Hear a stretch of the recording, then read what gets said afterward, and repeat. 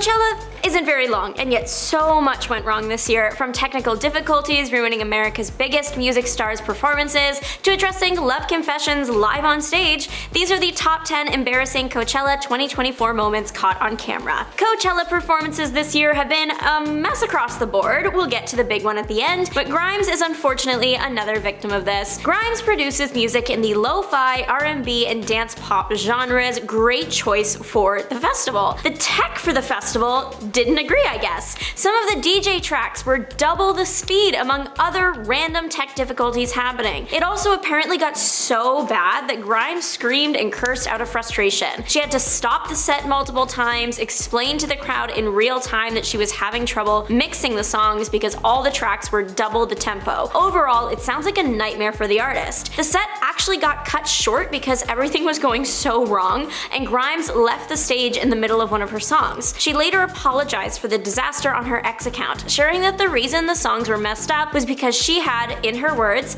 outsourced essential things like record blocks, BPMs, and letting someone else organize the tracks on the SD card, etc. So it seems like someone else caused the speedy tracks. To add more context, Grimes went on to write, "The CDJs were showing me BPMs like 370, so I couldn't even mix manually by ear, and the front monitors were off, so it was literally sonic chaos on my end trying to guess how stuff was sounding for you guys." So it seems like the set truly was a hopeless case, as Grimes couldn't even hear what was happening. Luckily, she has said that she will fix everything herself in time for her next performance, but this was surely something out of a nightmare. Tyler, the Creator, is known for his animated stage presence and out-of-pocket remarks, never shying away from anything, not even at America's biggest music festival. This edition was Tyler, the Creator, addressing a friend's past affections for him. The friend was Jared Carmichael. Jared has recently revealed he used to have a crush on Tyler, and that Tyler didn't reciprocate the feelings. Tyler acknowledged this on the Coachella stage, saying, "I'm guessing y'all got TikTok and probably seen my homie on camera. I looked terrible." So it seems even long after everything went down, Tyler, the Creator, is still not into it. Jared did express in an interview with Esquire that he appreciated that Tyler was willing to have a conversation with him about his crush in the first place. Who knows if he expected this to be brought up on such a big stage though. Nelly Furtado has left it all on the stage, including her own red stuff. The singer of hits like Eat Your Man was giving an incredible and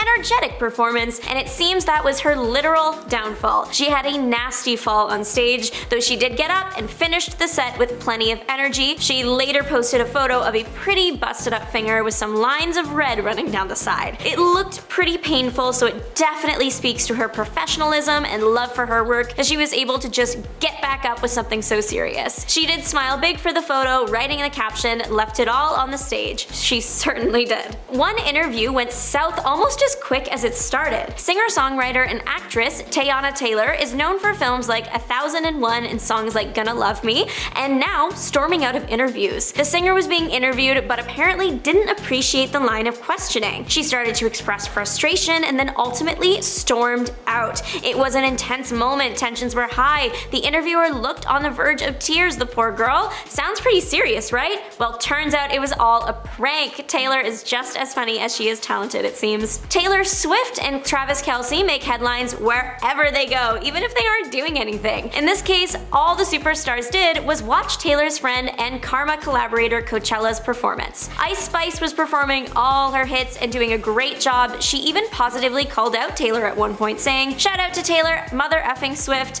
the statement being met with cheers from the audience. Taylor and Travis really were just minding their business, supporting Taylor's friend, dancing with each other, and yet phones that should have been pointed towards the stage were directed at Taylor. It must be so awkward knowing that just your presence is distracting from your friend's performance. It must also feel awkward just having a bunch of phone cameras filming you flash on. Yet the international superstar handled it well, keeping her eyes on the stage and supporting her friend. Let's spice things up. Jojo Siwa's radical shift has been the internet's favorite topic for the past couple weeks. In case you missed it or you have been on a month-long vacation with no internet access, Jojo Siwa has gone from rainbow rhinestones to black rhinestones. She is undergoing a shift in her brand. She wants to be seen as more adult to match her new song, Karma. The opening lyrics of the song, "I was a bad girl," didn't fit with JoJo's old persona, her words, and so she needed to update her look to sing the song. The most recognizable look from this new era of JoJo would have to be the look she wore to the the iHeartRadio Awards 2024 that was also the costume from her Karma music video. This is the one where she looks like she's going on tour with Kiss. Everyone's been trolling her for the better part of a week. She claims she's made the most major image shift of her generation. But many people online are pointing out that she just went from color sparkles to black sparkles, and that the core of what people know JoJo's brand to be is still the same. JoJo did an interview in the Karma Fit while at the iHeart Awards, and it went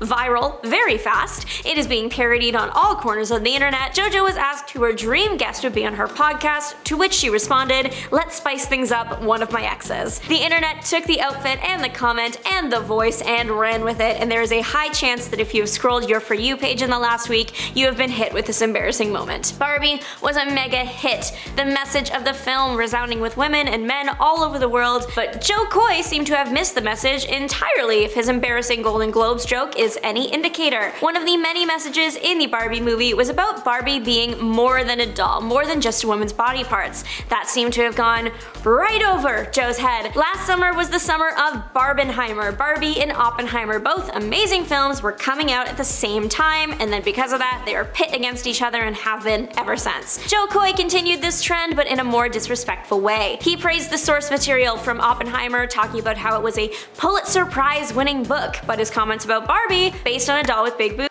that's it. Clearly patronizing the success of the film that so many people have expressed meant something to them and spoke accurately of the issues women and men face in society. The joke fell so flat you could feel the awkward tension from the comfort of your living room. An uninterested crowd is a performer's worst nightmare. Blur, unfortunately, got to experience that at Coachella this weekend. The English rock band were performing their many hits at the festival, and yet the crowd seemed like they would rather be anywhere else. The band apparently tried engaging with the crowd multiple times, tried to bring up the energy, but no one was into it. Sometimes they were even met with silence. At one point, it got to be too much, and the lead singer, Damon Albarn, addressed the bad vibes, saying, "You're never seeing us again, so you might as well effing sing it." I imagine the feeling of being in that crowd would have been like getting scolded by a teacher. I'm glad I wasn't there. Fans of the band online were quick to comment on the situation, one fan writing, "I'm convinced Coachella has the worst vibes and people possible. It's Blur, show some respect." Others pointing out that maybe the audience was younger and not as familiar with the pop band as they were not from America.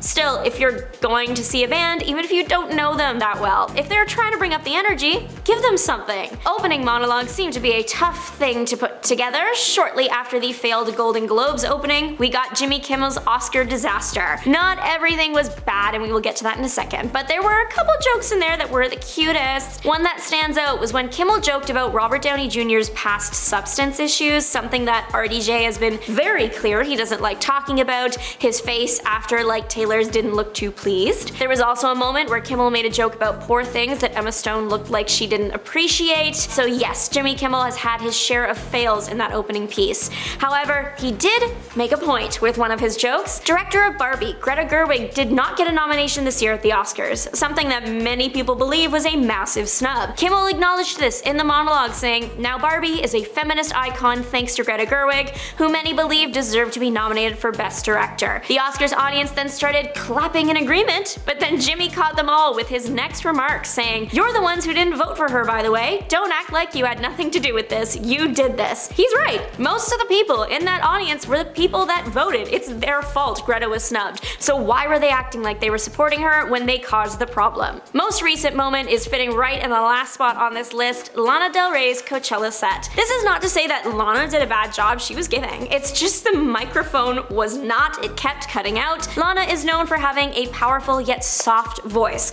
Coachella is outside, a good mic is important in this situation. Unfortunately, Lana did not have that. She had to do sound checks with the audience, asking if they could even hear her. Stopping and starting constantly did have an effect on the energy of the set, which was unfortunate, considering she started out so strong coming in on the back of a motorbike. Overall, it was a tragic day in Coachella history. There was a bright spot though. Lana brought out another artist for her headlining performance, a great pick too, they have similar styles, Billie Eilish. Worked great for Eilish too, more exposure, especially with the new music coming out soon. Thanks so much for watching, let me know your thoughts in the comments down below. Have a great rest of your day, see you later, bye!